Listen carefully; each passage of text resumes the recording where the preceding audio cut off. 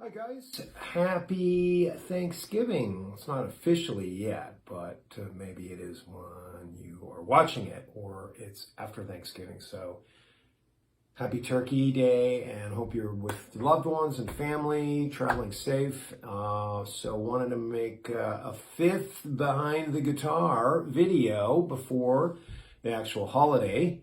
And it's been a couple weeks since my last video. So this is going to be a good one because we're going to go back 20 years, actually, 2 decades.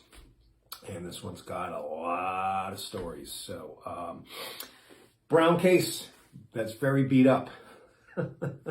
Seen some better days. So this thing's being held together by a piece of thread, basically.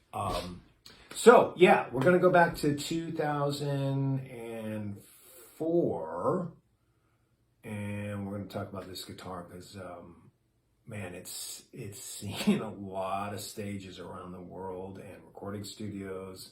It's on lots of cool songs, and it's got a lot of wear and tear and stories behind why it's so beat up. Okay, so let's crack her open.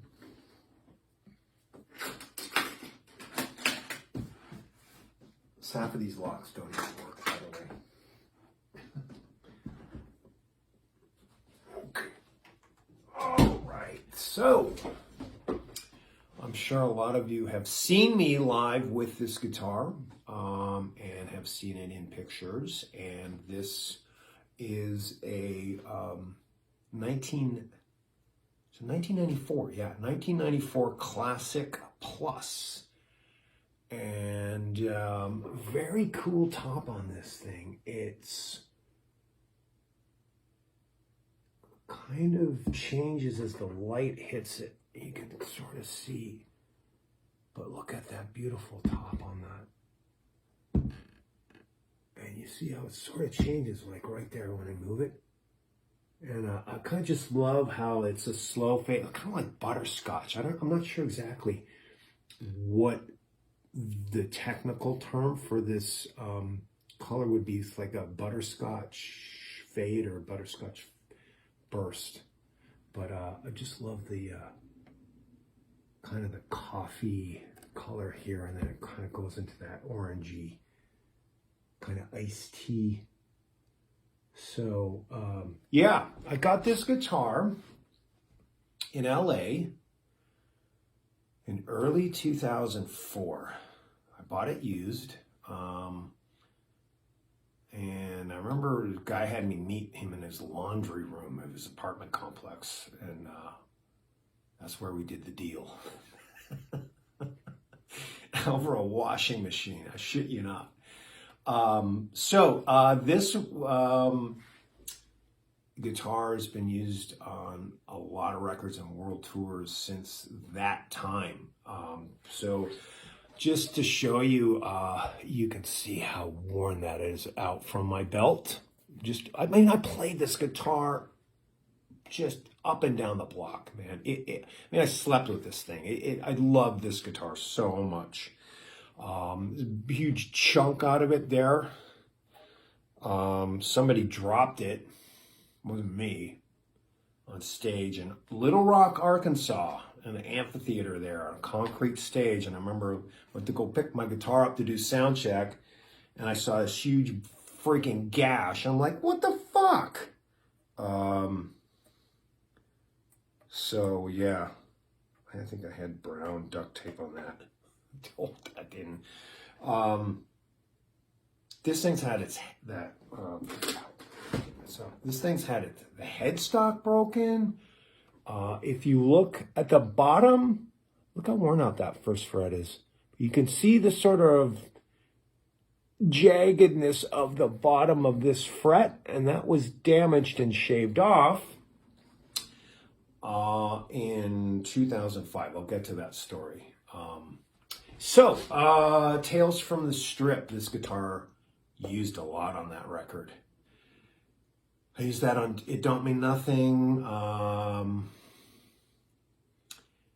You can hear this guitar on Skin. The solo on Hollywood Forever, Hollywood's Burning. What else? I Can't Give You Anything Better Than Love. I use this guitar. What else is on that? But I definitely remember using this guitar on those songs.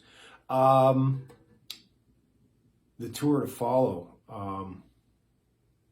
For this thing, at least I went around the world at least 3 or 4 times, at least. Before that, 2004. We did a very long tour with Dawkin, bus tour, and John Levin, who I became very good friends with, who's a guitar player in that band. He's been with them for decades. He loved this guitar so much that he offered me $4,500. I'll never forget. We were in Oklahoma City, and he had already been bugging me all week, every day. Sell me this guitar, sell me this guitar. And I was like, no. And I look back and I could kick myself in the ass as much as I love this guitar. I should have sold it to him for $4,500 back then, 20 years ago. I could have bought 2 Les Pauls with that money. And now it's all completely beat to shit that, I don't know. Hey, John, you want to buy this for $4,500 still if you're watching? Maybe, buddy? Okay. But no, this is, this guitar is going to stay with me. So, that's kind of a funny story about that. Anyways, forward, following year, we went out with Wasp that summer of 2005 to support the album, Tales from the Strip. We had this lunatic tour manager that we ended up firing. So one night we're playing in Sayreville, New Jersey at the Starland Ballroom, and my guitar tech is putting my guitar away, and he's holding it like this. Anyways, this fucking lunatic comes up behind him and shoves him like that, and the guitar goes into one of Wasp's road cases and shaved a huge gash. Anyways, I found that out, and I snapped. It took 2 guys to pull me off of this guy, because I was gonna just destroy him for doing that to this guitar. I've never attacked somebody like that, and I saw red. I mean, you know. Anyways, long story short, we fired the guy that night. He was a fucking lunatic. But that's where that came from. As I mentioned, the headstock broken, which was my own fault. Apartment I used to live in LA. It was like a bungalow type 2-bedroom apartment in Hollywood Foothills that Paula and I had. And I had hardwood floors. So I used to have this like swivel chair, just like this one at my computer. And back then I had landline, like everybody else did. So I remember Steve Riley, God bless his soul, rest his soul. I was really, really, really saddened at his passing last year. He was like a big brother to me. So that was very sad news to get that he passed away. But he called me. So I was sitting down with this guitar, got up to answer the phone, and I put the guitar against the chair like that. So I answer the phone, and all of a sudden I hear super loud smash. And Steve, if you knew Steve, he had a very thick Boston accent because he was from Revere, Massachusetts. And he actually heard it. He goes, "What was that, buds?" And I was like, "Oh my God, my Les Paul just fell over and smashed on the floor. I'll call you back." So I picked it up and I was like, "Oh God, is it okay? Is it okay?" And then I saw a perfect V-shaped, like laser incision break. So I took it over to Sam Ash. My guy Sal did such an amazing job that you can, I don't think you can even see where it was, the headstock was broken. Oh my God, this neck. See how much where faded the neck is? It's really worn out, man. I mean, like I said, I played the crap out of this guitar. Anyways, the funny story about that, I used to have this really annoying fret buzz on the 14th fret. No matter what I did, lowered the bridge, adjusted the truss rod, this thing would never go away. Got that guitar back with the headstock repair, and the buzz on that fret disappeared. So it's true what they say. You break your headstock with a Gibson, it's almost a good thing. Anyways, so those are kind of the funny stories with this guitar. I don't play this guitar too much anymore, and I don't take it on the road. It's pretty much retired. It's like I said, it's been beat to shit. Still plays great, sounds pretty good. Still, this pickup's getting pretty old. I think I'm gonna replace it. This was a Seymour Duncan JB.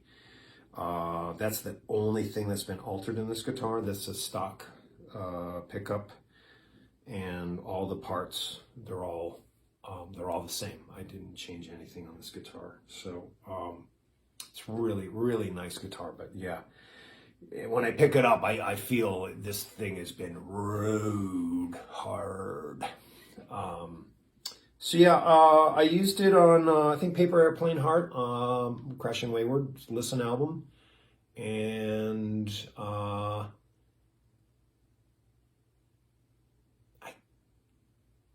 the ERK album, I don't remember if I used this guitar on that album.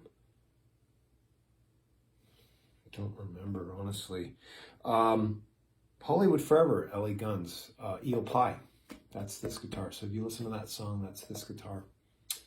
So yeah, it just kind of sits comfortably in this very beat up Gibson case. But yeah, it's pretty much semi-retired. So anyways, that is the story behind the guitar. 1994 Gibson Les Paul Classic Plus. Many years, good memories, lots of funny stories with this, and this thing has been around the world at least 3 times. So yeah, it's got lots of character. So anyways, guys, thanks again for watching. Hope you're enjoying this series as much as I love making these. We'll probably do maybe 3 or 4 more. If that. I mean, I've got lots of other guitars, but you know, some of them are newer, so they don't really have any stories yet. So I'll probably talk about a few other older guitars, maybe a couple more. But leave your comments, and thanks again for watching, and happy Thanksgiving, everybody. And stay safe, and we'll see you next time. Bye-bye.